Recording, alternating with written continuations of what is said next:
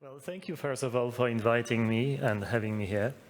I'm kind of honored, and it's a rather unusual audience for me. I'm a scientist, primarily, even though in my life I also was given a task to set up a research center in Singapore, so that was another challenge that I took. You had Jose Ignacio, my successor. I'm, by the way, very lucky and happy and that he is my successor, because I think he's the right person for the time. And I'm more often these days involved also with the startups, working with young guys who have this vision for quantum, which I didn't have 30 years ago when I started in this field, I have to say. So my entry to quantum technologies, as we call it today, started with my PhD in Oxford, where I was given a task by one of my supervisors to look at improving quantum communication or channel capacity or data transmission rate through some optical channels using certain quantum states of light. And I figured out actually that quantum was not needed for that, and I was looking for a good topic to work on. And at the time, I was really fascinated with the foundations of quantum physics. And so then I combined Bell's inequalities with data security and came up with this idea of using entangled photons, not to improve the speed of communication, but to protect data. And at the time, by the way, I didn't think much about it. Honestly, I thought, well, this is my PhD. You have to tick it off, go ahead and find a real job in your life, right? So, and do something. So I never thought that this will actually take off seriously. I didn't have this vision at all.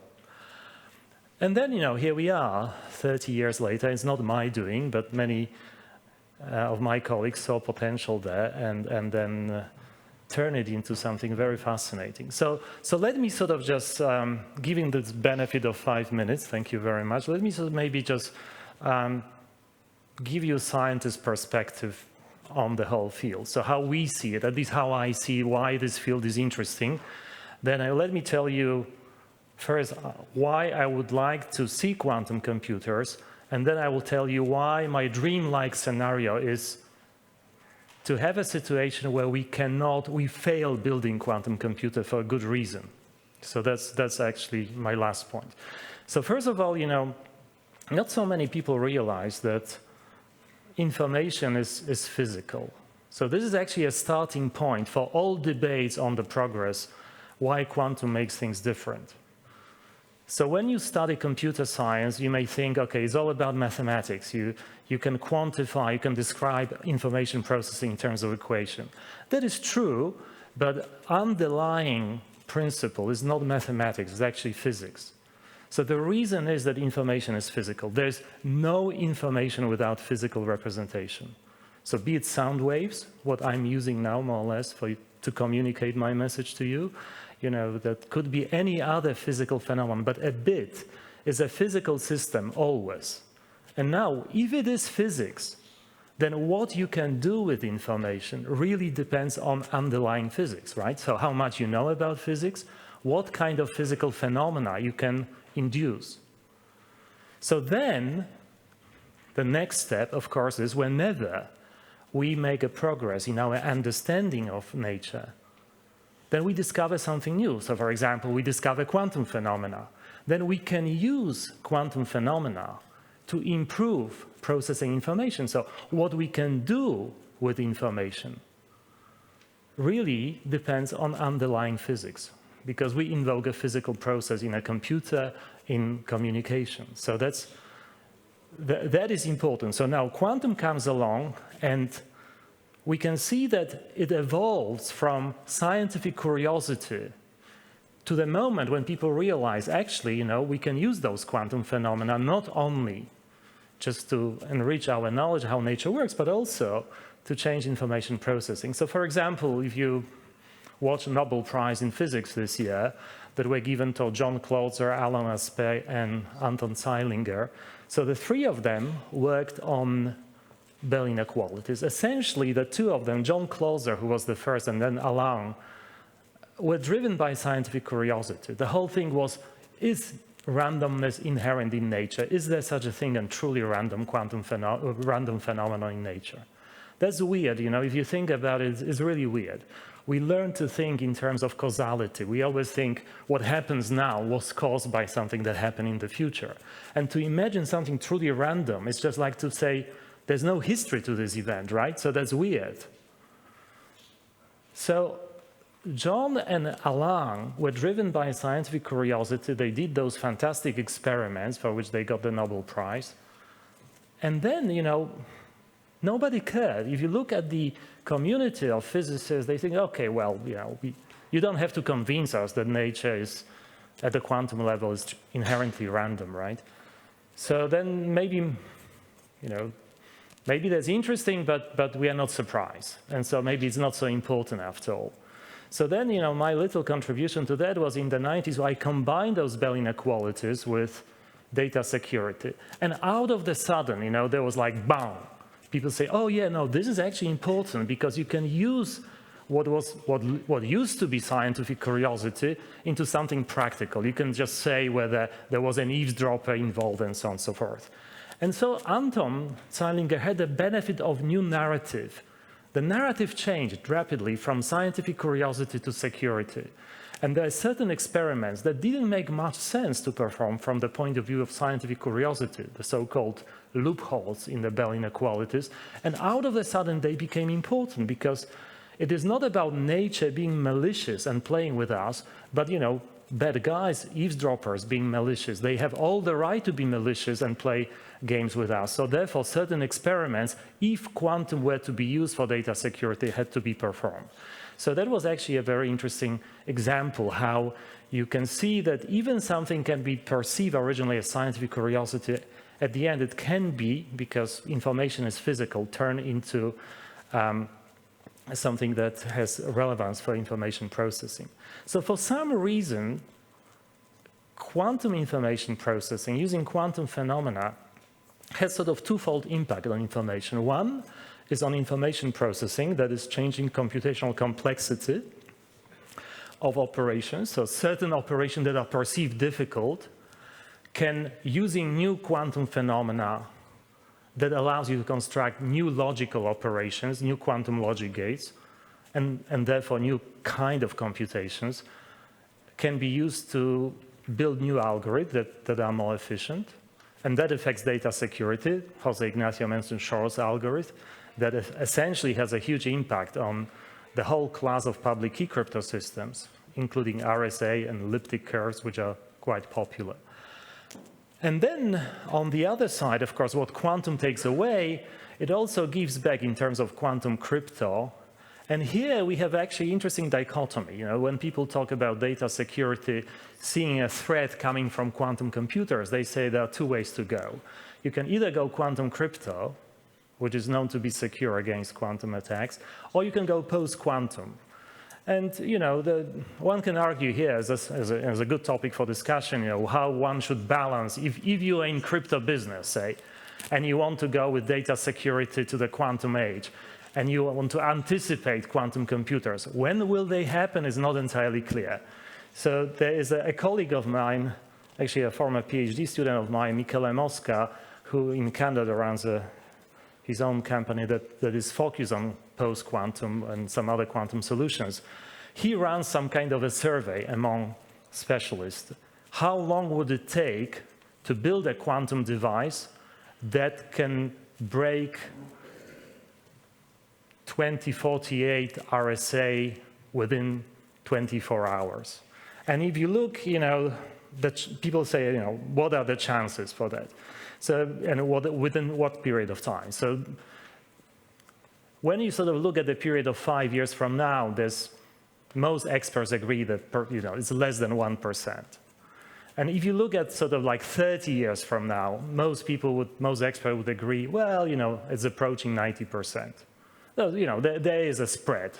But if you can look up those diagrams, it's actually quite interesting to see what is actually a collective knowledge of experts in the field telling you about chances of building such a device.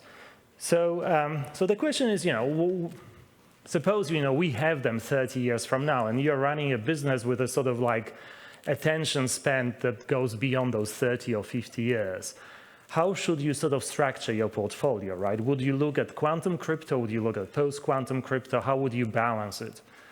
And it's, there's no like the answer to this question.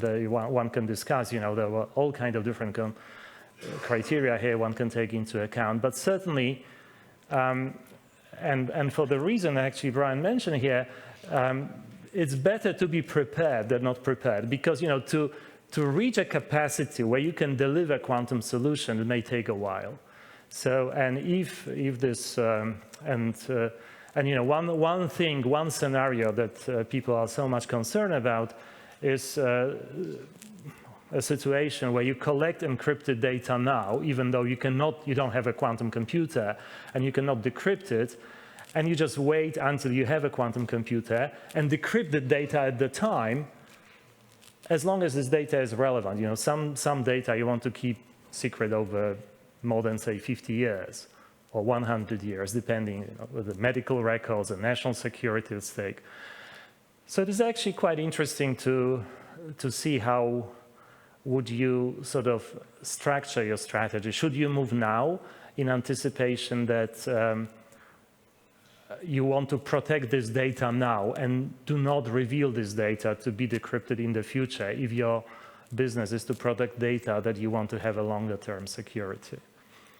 So that's, that's a reason, there's a strong argument, a compelling argument to do something now, to invest either in post-quantum or quantum crypto, even though they play different roles. So there are certain tasks. Quantum crypto is certainly better than post-quantum crypto and vice versa. So now coming to the final point, which is actually probably more important to me than seeing all those exciting technological developments. Being sort of like scientist who likes fundamental science and being mostly driven by scientific curiosity, I do appreciate all those technological developments. I started working with my colleagues in Defense Research Agency in Malvern, and those guys were experimentalists. I was a theorist. Visiting them, it was a nice trip from Oxford to Malvern and talking to them. And then that was sort of like a critical moment, in my career when I realized that, damn, those experimentalists are damn clever guys. And even though they think differently, I was thinking in terms of equations, abstractions, and all that, and those guys were thinking in terms of devices. So I was saying to John Rarity and Paul Tapster, two good colleagues of mine, we have to, structure this way, parametric down conversion, entangled photons. And John would be going like this. Oh yeah, we have this device with this crystal, that thing. And then I realized how much I underestimated experimental colleagues. So I didn't think that there was that much future in this technology. And slowly I learned that good experimentalists are damn clever. Really they are. And I could see this sort of progressing faster and faster and faster. And what Jose Ignacio mentioned, this bureaucracy that stops you every now and then, is just a perennial feature of the whole thing. At the time, for example, in the UK, for some reason, and don't ask me why, GCHQ, that is supposed to be doing, it does actually, crypto stuff, is funded by the Foreign Office. So if you do crypto, you're funded by the Foreign Office. And if you do parametric down conversion in Defense Research Agency, was funded by Ministry of Defense. And that they're not supposed to be talking to each other. So John comes to me at some point and says, we have a problem here. It's a red tape kind of thing. You see, crypto is in the Foreign Office. We are not supposed to be doing crypto. Those guys are mathematicians at GCHQ. They cannot build those devices. So, it took some time to go and to persuade people that, first of all, maybe it shouldn't be completely classified because, as it happened with two colleagues of mine, Gilles Brassard and Charlie Bennett, we published Scientific American article about this. So it was kind of, enlightening to go into one of our line managers and say, look, you cannot possibly classify this. Look, this was already published in Scientific American. The rest of the world knows about it. Why can't we just have this experiment on the premises? And so on and so forth. There are zillions of anecdotes about the early development of quantum crypto. Now, why would I like quantum computing program to fail? You see, I would like it to fail, but not for some kind of mundane, simple reason. I would like to see a scenario where it fails for a really good reason. So why is that? Building a quantum computer is a humongous experiment. It's one of those most complex experiments mankind ever produced on the planet. You just forget about the Apollo project, right? So you have to have those hundreds and hundreds of qubits working together, controlled with amazing precision. So this is actually the most sophisticated experiment ever.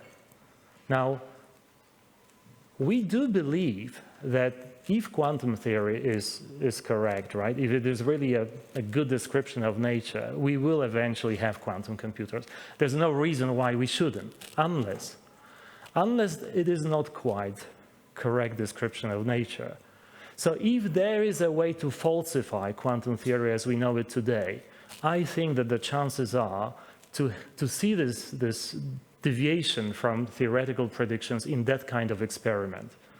So far, we are so puzzled and baffled by quantum theory. Nonetheless, it works beautifully. We don't have, when we make progress in science, we're looking for disagreement between our theoretical predictions and experimental data.